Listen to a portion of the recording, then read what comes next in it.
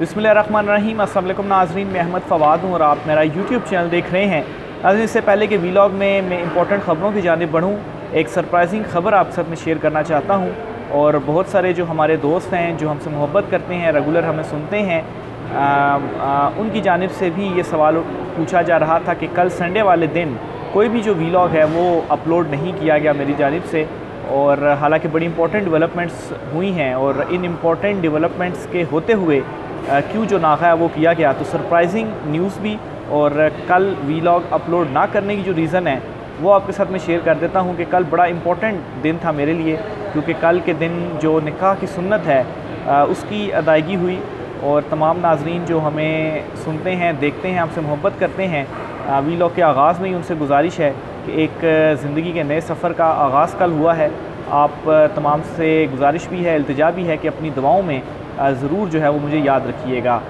Important ख़बरें जो आपके साथ मैंने शेयर करनी है जी, सुप्रीम कोर्ट ऑफ पाकिस्तान में बड़ी डेवलपमेंट्स हुई हैं। एक तो ये जी कि सुप्रीम कोर्ट ऑफ पाकिस्तान में बेंच टूटने जा रहा है, काज लिस्ट जारी होने जा रही है और ये बड़े इंपॉर्टेंट केसेस इस बेंच के सामने थे। ये क्या माजरा है?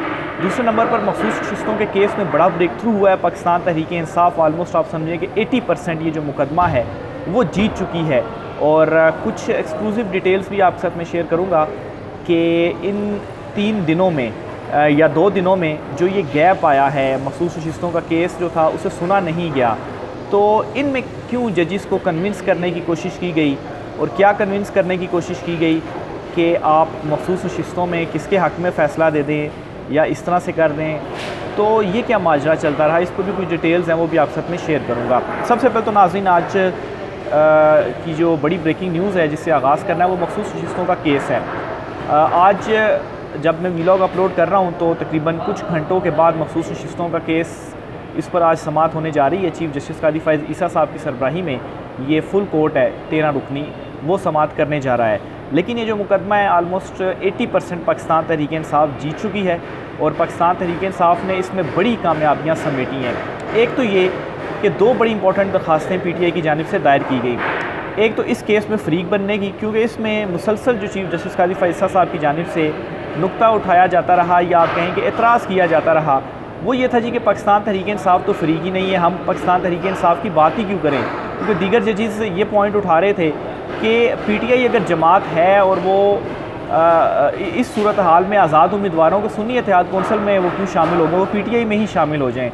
यानी कि यहाँ से एक हिंट मिल रही थी कि ऐसा होने की बजाय कि सुन्नी इत्तेहाद में लोग शामिल हों और पार्लियामेंट में सुन्नी इत्तेहाद की रिप्रेजेंटेशन हो, पाकिस्तान तहरीक इंसाफ की डायरेक्ट रिप्रेजेंटेशन होगी पार्लियामेंट में और तमाम जो आज़ाद उम्मीदवार हैं वो PTI में ही शामिल होंगे। तो ये तो एक सोने पे सुहागा हो गया पाकिस्तान तहरीक इंसाफ के लिए। तो इस चीज़ को मद्देनज़र रखते हुए चीफ जस्टिस कादी फ़ाइज़ ईसा साहब ये रिमार्क्स दे रहे थे कि पाकिस्तान तहरीक इंसाफ तो फ़रीक ही नहीं है इस केस में, तो हम उनको क्यों सुने या उनकी बात जो है वो क्यों करें। और पाकिस्तान तहरीक इंसाफ इस केस की शुरू की समातें 3 हो गई थी, तब भी फ़रीक नहीं बनी इस केस में। तो लग ही रहा था और सवाल भी उठ रहे थे कि PTI आखिर फ़रीक क्यों नहीं बन रही इसमें। तो पाकिस्तान तहरीक इंसाफ ने एक मुतफरिक दरख्वास्त दायर कर दी है कि वो भी इस केस में फ़रीक बनना चाहती है, क्योंकि डायरेक्ट उन्हीं के साथ वास्ता है, इस वजह से उन्हें भी इस केस के अंदर फ़रीक बनाया जाए। तो आज ये होगा कि इस दरख्वास्त को भी देखा जाएगा और पाकिस्तान तहरीक इंसाफ की तरफ से भी जो आर्गूमेंट्स हैं, उनके जो वकील हैं वो आज देंगे। तो ये एक बड़ा ब्रेक थ्रू हुआ इस केस के अंदर। और मेरे ख़्याल से इस दरख्वास्त के बाद बहुत सारे लोगों का ये मानना है कि चीफ जस्टिस कादी फ़ाइज़ ईसा साहब अब शायद बंद गली में दाखिल हो गए हैं, क्योंकि एक तरफ तो इस बेंच के अंदर ही उन्हें जो उनके हम ख्याल थे वो हम ख्याल नहीं रहे और अक़लियत का सामना है काजी साहब को, अक्सरियत का सामना नहीं है, और ऊपर से पाकिस्तान तहरीक इंसाफ ने ये दरख्वास्त भी दायर कर दी। और दूसरे नंबर पर नाज़रीन, सवाल ये पूछा जा रहा है कि अगर पाकिस्तान तहरीक इंसाफ ये केस जीती हुई है तो फ़ैसला क्या इस केस का आएगा, या पाकिस्तान तहरीक इंसाफ कैसे ये केस 80% जीती हुई है। तो इसमें मेरे मुताबिक, मेरी नज़र में पाकिस्तान तहरीक इंसाफ इस तरह से जीत चुकी है ये केस कि ये मखसूस नशिस्तें दीगर जमातों को नहीं मिलने जा रही, क्योंकि मखसूस नशिस्तें देने का दीगर जमातों को जो इसके पीछे असल मकसद था वो ये था जी कि आइनी तरमीम की जाए। और आइनी तरमीम में क्या होता, चीफ जस्टिस कादी फ़ाइज़ ईसा साहब को एक्सटेंशन मिलती, और इसी पर फिर हमने देखा कि जस्टिस मंसूर अली शाह साहब जो थे उन्होंने फिर फ़ैसला दिया और ECP का ये फ़ैसला मुअत्तल किया। तो मुअत्तल होने के बाद मखसूस नशिस्तें जो थी वो दीगर जमातों से ले ली गई और उनकी जो 2/3 अक्सरियत थी मौजूदा चुनतखब हुकूमत की वो नहीं रही, तो अब वो आइनी तरमीम नहीं कर सकते। एक तो ये पाकिस्तान तहरीक इंसाफ के लिए बड़ी कामयाबी है क्योंकि इस मामले के ऊपर बेंच की जो अक्सरियत है वो मुत्तफ़िक नज़र आ रही है कि जो मखसूस नशिस्तें हैं वो दीगर जमातों को नहीं मिल सकती।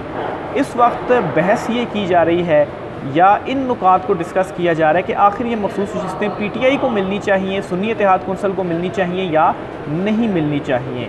तो ये मुद्दा इस वक्त डिस्कस हो रहा है। तो अगर PTI को ये नशिस्तें नहीं भी मिलती, खाली रखी जाती हैं, तो उस सूरत में भी दीगर जमातों को ये नशिस्तें नहीं मिलेंगी, क्योंकि अगर पाकिस्तान तहरीक इंसाफ को मिल भी जाती हैं तो तब भी उनकी जो तादाद होगी पार्लियामेंट में वो इतनी नहीं होगी कि वो कोई इम्पेक्ट क्रिएट कर सके किसी भी कानून साजी में या आइनी तरमीम में। लेकिन अगर ये मखसूस नशिस्तें चुनतखब हुकूमत से ले ली जाती हैं तो उनके ऊपर ये इम्पेक्ट क्रिएट होगा कि जो आइनी तरमीम में वो नहीं कर पाएंगे। तो इसलिए मैं कह रहा हूँ कि पाकिस्तान तहरीक इंसाफ के लिए भी बड़ी जीत है कि मखसूस नशिस्तें उनको नहीं मिलने जा रही।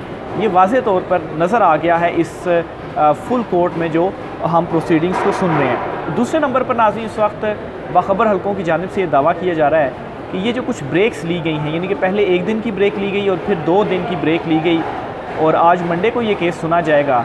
तो इस ब्रेक लेने का मकसद क्या था? ये पहले भी जो फ़ैसला था वो सुनाया जा सकता था।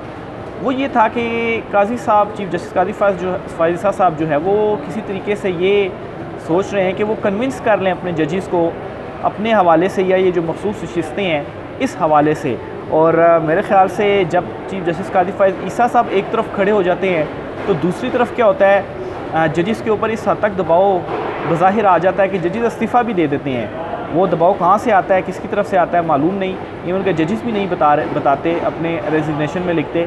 जस्टिस जो मुज़ाहिर अकबर नकवी थे और जस्टिस इजाज़ुल एहसन साहब थे, इन दोनों के इस्तीफ़े आए और उन्होंने कहा जी कि ज़ाती वजूहात की वजह से ये रेजिग्नेशन दे रहे हैं। लेकिन सबको मालूम है कि प्रेशर था और उसके बाद ही जो प्रेशर है ये जो इस्तीफ़ा है वो दिया गया। इवन के मतीउल्लाह जान साहब ने तो यहाँ तक अपने तजिए में लिखा कि चीफ जस्टिस काजी फायज़ साहब को प्लेट में या तश्तरी में जो सर हैं 2 वो रख कर उनके सामने पेश किए गए उनको खुश करने के लिए। तो बहरहाल जी अब जो चीफ जस्टिस काजी फायज़ साहब अक़लियत में है और दीगर जो जजेस जो खुलकर अपने मौक़िफ़ का भी इजहार कर रहे हैं, रिमार्क्स दे रहे हैं, justice Athar Minallah, justice Ayesha Malik, justice Mansoor Ali Shah, justice Munib Akhtar साहब, तो ये वो तमाम जजेस हैं जो बज़ाहिर नज़र आता है कि कन्विंस्ड है कि दीगर जमातों को ये मखसूस नशिस्तें नहीं मिलनी चाहिए। लेकिन चीफ साहब ये चाहते हैं कि ये जजेस भी उनके हम ख्याल हो जाएँ। तो इन 2 दिनों के अंदर ये जी दावा किया जा रहा बाखबर हलकों की जानिब से कि ये कोशिश जो है वो की गई है। इवन के पाकिस्तान तहरीक इंसाफ का भी इस हवाले से यही मौक़िफ़ है कि जजेस को मैनेज करने के लिए जो कोशिश है वो की जा रही है। और यहाँ तक भी उनको ख़दशा है कि जो बेंच है ये वाला मौजूदा 13 रुकनी जो ये मखसूस नशिस्तों का केस सुन रहा है ये टूट भी सकता है, क्योंकि कोई भी जो जज है अगर वो ऐसे सोचे कि अपने हल्फ के मुताबिक, ज़मीर के मुताबिक उसने आईन व कानून के मुताबिक फ़ैसला करना है, लेकिन अगर उसके ऊपर कोई ऐसा प्रेशर आ जाए कि वो ऐसी चीज़ नहीं कर सकता तो वो शायद ख़ुद को इस बेंच से अलहदा भी कर ले। बेंच से अलहदा कर लेगा तो इसका मतलब है ये 13 रुकनी फुल कोर्ट जो है वो टूट जाएगी। और अगर ये टूट जाती है तो इसमें एक प्लस पॉइंट ये होगा कि जो 3 नए जजेस तैनात हुए हैं अभी सुप्रीम कोर्ट ऑफ पाकिस्तान में, वो 3 जजेस इस बेंच में आ जाएंगे। लेकिन इस हद तक जो चीज़ें हैं वो चली गई हैं और पाकिस्तान तहरीक इंसाफ की जानिब से अब ये भी मौक़िफ़ सामने आ रहा है कि जितना जल्दी हो सके इस केस का जो फ़ैसला है वो हो जाना चाहिए, क्योंकि जितना डिले होगा उतनी जो चीज़ें हैं वो आउट ऑफ कंट्रोल होती जाएंगी। तो ये जी मखसूस नशिस्तों के हवाले से कुछ 2 बड़ी इंपॉर्टेंट जो है वो ब्रेक थ्रू हुए हैं। साथ ही साथ पाकिस्तान तहरीक इंसाफ ने रिव्यू वाली भी दरख्वास्त दायर की हुई है जिसमें बल्ले का निशान छीनने वाला फ़ैसला था चीफ जस्टिस काजी फायज़ साहब का, उसके अगेंस्ट रिव्यू की दरख्वास्त थी। तो ये पाकिस्तान तहरीक इंसाफ ने 2 अच्छे जो इक़दाम हैं कानूनी महाज पर वो उठाए हैं। आगे चलते हुए जी सुप्रीम कोर्ट ऑफ पाकिस्तान के हवाले से एक और बड़ी ख़बर आपके साथ मैं शेयर करता चलूँ जी कि जस्टिस मुसर्रत हिलाली साहिबा हैं, सुप्रीम कोर्ट ऑफ पाकिस्तान की जज हैं। इन्हें हार्ट अटैक आया था और इसके बाद से ये पहले तो हॉस्पिटल में एडमिट रहीं और उसके बाद से ये छुट्टियों पर हैं और अभी तक ये छुट्टियों से वापस जज साहिबा नहीं आई, क्योंकि इनकी जो तबीयत है वो अभी तक मुकम्मल तौर पर नहीं संभली। और हो क्या रहा था कि ये बहुत सारे बेंचेस का हिस्सा थी जज साहिबा, तो वो जो केसेस थे वो पेंडिंग थे, उन केसेस में समाअत नहीं हो रही थी। और बड़े इंपॉर्टेंट वो केसेस थे। पहले तो 3 जो केसेस हैं वो मैं आपके सामने रखता हूँ और फिर बताता हूँ जी कि अब जो जस्टिस नुसरत हिलाली साहिबा हैं शायद उनको ना देखा जाए कि उनकी वापसी कब होगी और इन बेंचेस में नए जजेस को बिठाया जाए और बेंच तोड़ने के बाद दोबारा से नए जो बेंच है वो तश्कील दे दिए जाएँ। और बड़े इंपॉर्टेंट केसेस में नुसरत हिलाली साहिबा जस्टिस नुसरत हिलाली साहिबा केसेस की समाअत कर रही थी। एक तो केस है फ़ौजी अदालतों वाला। फ़ौजी अदालतों में जो जस्टिस जाजुल अहसन साहब की सरबराही में 5 रुकनी बेंच ने पहले फ़ैसला तो ये दिया था कि सिविलियंस का ट्रायल फ़ौजी अदालतों में नहीं हो सकता। फिर उसके बाद 6 रुकनी बेंच बन गया जस्टिस सरदार तारिक मसूद साहब की सरबराही में, और उसने जो है वो ये फ़ैसला फिर मुतल कर दिया, कलअदम कर दिया। इस बेंच में जस्टिस नुसरत हिलाली साहिबा भी थी।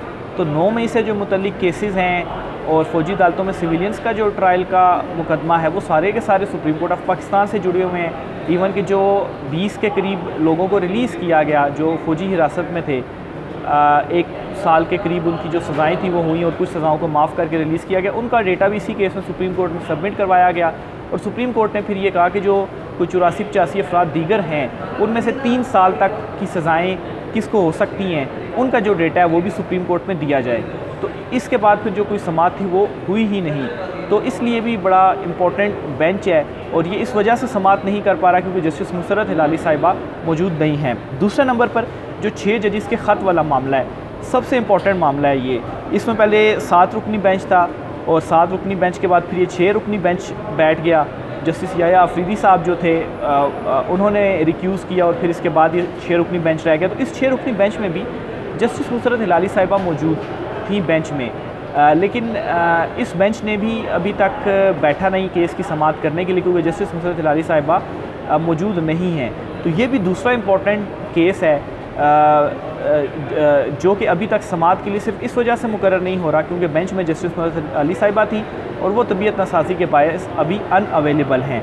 और तीसरा जो इम्पोर्टेंट मामला है जी वो बल्ले के निशान वाला फ़ैसला है और इसके ऊपर जो रिव्यू पटिशन है पाकिस्तान तहरीक इंसाफ की, इसमें भी जस्टिस नुसरत हिलाली साहिबा जो थी वो उस 3 रुकनी बेंच का हिस्सा थी।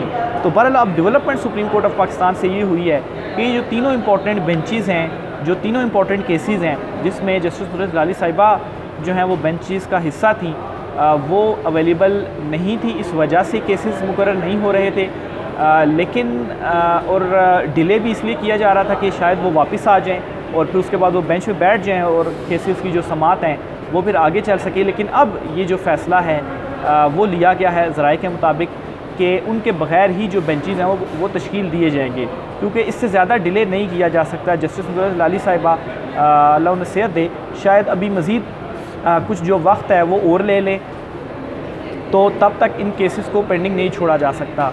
तो ये बहुत बड़ी इंपॉर्टेंट डेवलपमेंट हुई है सुप्रीम कोर्ट ऑफ पाकिस्तान में कि ये जो 3 केसेस पेंडिंग थे जिन पर सवालात भी बहुत उठ रहे थे, तो ये केसेस अब हो सकता है कि अगले हफ्ते की जो कॉज लिस्ट है वो जब जारी हो तो नया जो बेंच है वो जस्टिस नुसरत हिलाली साहिबा की जगह पर कोई नया जज आ जाए क्योंकि 3 जजेस भी नए तैनात हो चुके हैं। तो उन 3 जजेस में से ही हो सकता है किसी एक जज को जस्टिस नुसरत हिलाली साहिबा की जगह पर बेंच में शामिल कर दिया जाए और जो बेंच है वो दोबारा से बना दिया जाए। तो ये सुप्रीम कोर्ट ऑफ पाकिस्तान से एक जो इम्पोर्टेंट और बड़ी अहम जो ख़बर थी वो सामने आई है। मैं देखूँ कुछ और मामला तो नहीं है। बहरहाल जी देखें आज का दिन बहुत ज़्यादा इम्पोर्टेंट है क्योंकि ये भी एक्सपेक्ट किया जा रहा है कि मखसूस नशिस्तों के केस में आज कोई जो हतमी फ़ैसला है या एटलीस्ट जो आर्गूमेंट्स हैं वो रिज़र्व हो भी जाएँ। पाकिस्तान तहरीक इंसाफ या अटॉर्नी जनरल ये 2 रह चुके हैं इसमें फ़रीक जिन्होंने जो अपने दलाइल हैं वो देने हैं और ये अपने दलाइल ज़्यादा शायद लंबे ना करें तो आज के दिन हो सकता है कि जो फ़ैसला है वो महफूज हो जाए। लेकिन ये भी एक एनालिसिस है कि शायद ये जो बेंच है अगर ये टूट जाता है तो बेंच टूटने के बाद अगर बेंच नए सिरे से बनाया जाएगा तो फिर उसके बाद ये जो केस है वो भी लंबा चलेगा, ये नहीं कि फिर 4-5 समातें जो हैं वो और होंगी। बहरहाल होपफुली शायद कोई जो जज है वो रिक्यूज़ ना करे, वो बैठा रहे। जस्टिस अतर मिनल्ला हो गए, जस्टिस मुनीब अख्तर हो गए, जस्टिस आयशा मलिक हो गई, जस्टिस मंसूर अली शाह हो गए। तो मेरे ख्याल से अगर फ़र्ज़ करें कोई इनके ऊपर दबाव होता भी है तो ये किसी किस्म का दबाव कबूल नहीं करेंगे और ये जजेस जो आइन और कानून के साथ डट कर खड़े हुए हैं ये उसके साथ खड़े रहेंगे और उसके मुताबिक ही जो फ़ैसले हैं वो करेंगे। तो ये आज की कुछ आम तफसीलात थी, राय का इज़हार कीजिएगा। आज की व्लॉग से इतना ही, इजाज़त दीजिए, अल्लाह हाफ़िज़।